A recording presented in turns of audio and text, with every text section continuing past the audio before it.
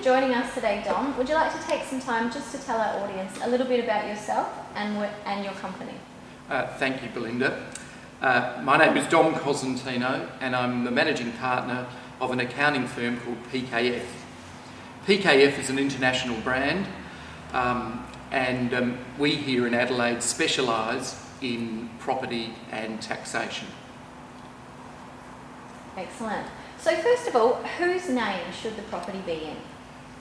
Well, this is an important question, Belinda, and it depends a lot on whether the property is positively geared or negatively geared. That's one side of the equation. The other side of the equation is that we have to deal with land tax. And if the property is positively geared, it's probably going to go into the person's name who has, in the family, who has the least amount of tax to pay. On the other hand, if it's negatively geared, we might want to look for the family member who has the most tax to pay. And against that, we would balance it with land tax. Now, if a person has several properties, then land tax is aggregated, and we would need to balance the amount of land tax against the amount of tax paid. Okay, so assuming that a profit is made, is it considered capital gain or just income?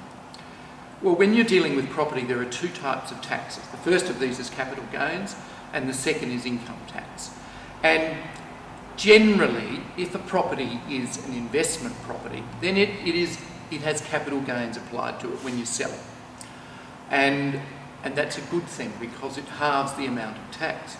On the other hand, if it's a development, then it's deemed to be ordinary income, and every dollar that you earned is taxed at your marginal tax rate.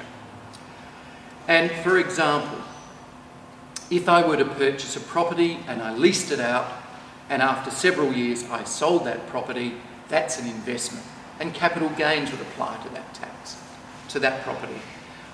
If I were to purchase a property and sold it immediately, then that's a development. And in that case, income tax would apply.